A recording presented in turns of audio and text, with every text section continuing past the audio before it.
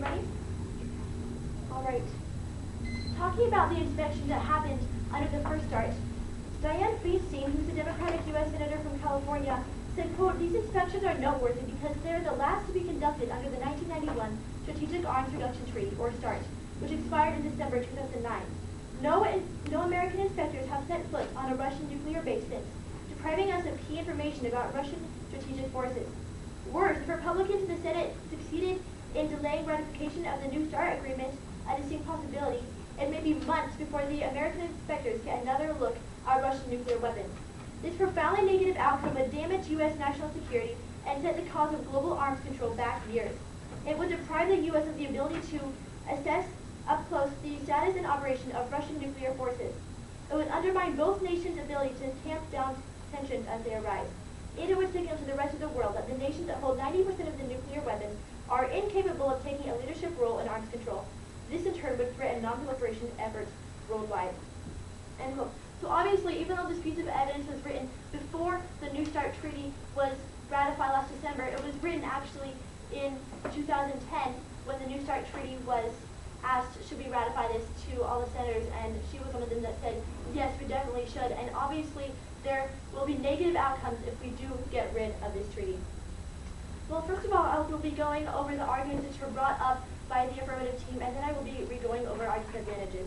First, she said that the New START Treaty is actually limiting our missile defense, and that was really not our point. We did read a piece of evidence from April 2010 that was saying that a hindrance of missile defense was actually not part of the treaty, and we read this piece of evidence from April 2010, and that point was not addressed in her last speech.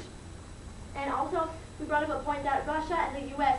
are talking about what to do with our missile defense. So obviously, it's not certain. It's not in the treaty saying this is how much you must limit it. Russia and the U.S. are still talking about it, and it's not quite definite yet. Also, under her next point about the no extraordinary events have happened, she said that the U.S. can decide what is extraordinary. Well, first off, nothing has happened since New START has ratified. And I'd like to define the word extraordinary. And my sticky note just fell out, so it'd take me a long time to find it, so actually I won't. But I believe what it was saying was that it was a very significant outcome and a very extraordinary event that is not usual, an abnormal event, which has not happened since New START Treaty was actually ratified.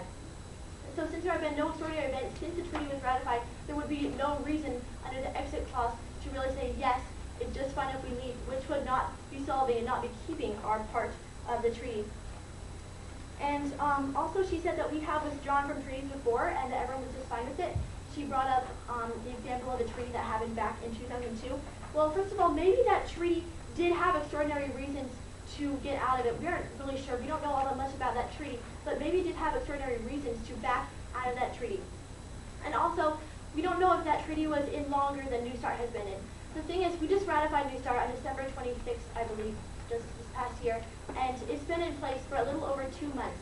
And since we just ratified it, it would send a really bad image for us to repeal it just 1.5 months right after we sent it, and we don't know if this 2002 treaty, how long it was in effect. It could have been in effect for 5 years. We don't really know, and extraordinary events definitely could have happened since it was ratified. And also, she was saying that we are not sure how much New START will help relations. Well, really, the whole purpose of the New START was to help with relations. This is from Anna Guerin. She is an AP National Security writer. She said in December 26, 2010, the day I believe that New START was ratified, quote, "The agreement is more important for the diplomatic bargain it seals with the rest of Russia than the limits it places on weapons that neither side was likely to use, treaty or no treaty." So this is basically saying that the whole real point of the New START Treaty was not working on limiting weapons, but it was really trying to get a good relationship with Russia. And if we repeal this treaty just 2 months or 1.5 months after it was really ratified, then it will send a horrible image and it will really get bad relations with Russia. Now I'd like to move on to my disadvantages. Our first one was that damage U.S. security, and our first link here was that if there is no START treaty currently, then we will really have no knowledge of what Russia is doing with their nuclear sites. And actually, the first START treaty was ended in December of 2 years ago, and there was a year of time period during when there was no START, from after that START was ended to the new START that just got repealed last December. And during that time, Russia actually built 1 to 4 garrisons at a missile base at take OVO without any oversight by American investors. This is from Diane Greenstein. She said in 2010, quote, to see what's at stake, consider the Russian missile base at Takeovo. The Russians have upgraded at least one of the 4 garrisons this year, replacing the single warhead SS-25 ISBM with the new SS-27s capable of carrying multiple warheads, according to Hans M. Christensen, director of the Nuclear Information Project at the Federation of American Scientists, all without any oversight from American inspectors. So here's what's happening when there's no START treaty in the status quo. Russia is building nuclear sites which we do not know about it, and they did agree in cross-examination that Russia and the U.S. put together do have 90% of the nukes in the world, and it would really hurt our national security if we do not know what Russia is doing. And then I'd like to talk about the impact here, and it really is U.S. national security. This is again from Diane Greenstein. She said in 2010, quote, it would be foolish and wrong to let partisan politics bring this era of cooperation to an end. Worse, it would make us blind to the true size and capabilities of the Russian arsenal. There is no question this would weaken our national security. That would be indefensible.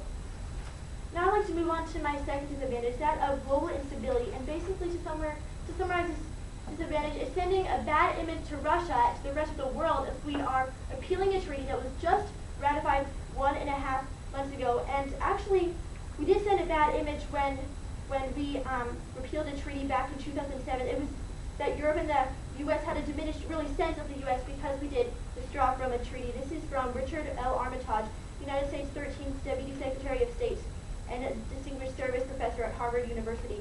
He said in 2007, quote, the United States cannot address global challenges without Europe's active involvement, but many Europeans today have a diminished sense of the alliance. The relationship was further strained in the early days of the Bush administration with the decision to withdraw from the Anti-Ballistic Missile Treaty, rejection of the Kyoto Protocol, and failure to join the International Criminal Court. So actually what this piece of evidence is really saying is that some people in Europe really had a very diminished sense of the U.S. because they were backing out of the treaty. And really that's what will happen if we just repeal a treaty that was just ratified just 1.5 months ago. The whole world will see that the U.S. does not really intend to keep its word, and this will send a horrible image to the rest of the world that the U.S. is really not serious about its policies. And my third and last disadvantage is that of political capital. Now, political capital is basically opportunity cost, and Obama has a limited amount of it, and he used a fair amount of it to have the New START treaty happen. This is from BBC News. They said in 2010, quote, earlier, President Obama said that the treaty was the most important such deal in almost 20 years. Correspondents say the ratification will be seen as a foreign policy success for Mr. Obama. He has argued that ratification of New START is vital to U.S. national security and made the agreement a key plank of the president's much heralded reset of relations with Russia. I don't have time to finish this piece of evidence, but what it's basically saying is that if we get rid of New START, then we are really wasting our political capital when we spend so much to have it ratified. Thank you, and I'm ready for cross-examination.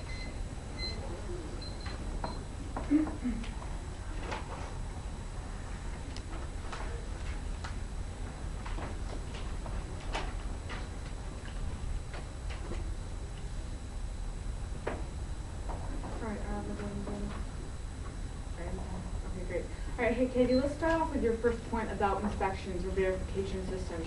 Now, do you agree with that? Are you claiming that the verification systems under New START are the same as those under the old START that ended in 2009? I never said that, no. Okay, all right, great. Now, then, second, you talked about how extraordinary events and how nothing extraordinary has happened. Now, does the treaty text itself in the exit clause define what an extraordinary event is? No, it does not. Okay, does it say that we can exit when a party determines that extraordinary events have jeopardized its supreme interest? No, it does not, but... Does the text say, does it say that? No, it does not. Okay. All right, we'll move on.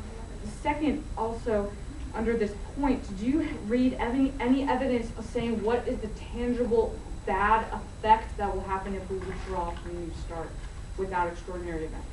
Well, no, I did not, but it's really essentially breaking our word. Okay. Did you read any evidence on this point? No, it is not. Okay. All right. Great.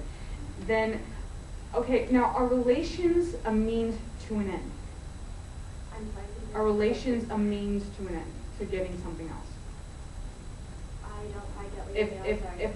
If we have better relations with Russia, isn't that a means to getting them to do something with us? It could be. Okay. All right.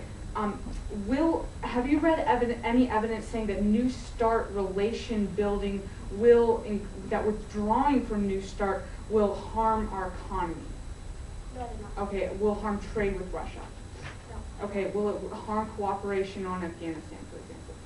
Probably not. Okay, will it harm our search for natural resources? Well, if we don't have Russia working with us. Okay, then it's did you not read really- any evidence under that one? Under which one? Under any of those?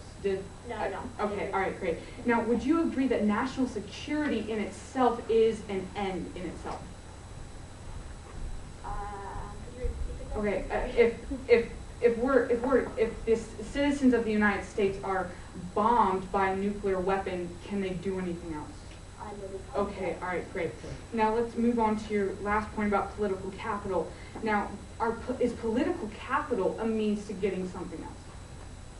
Well, it's basically opportunity cost. Okay, all right, great. No further questions. Thank you.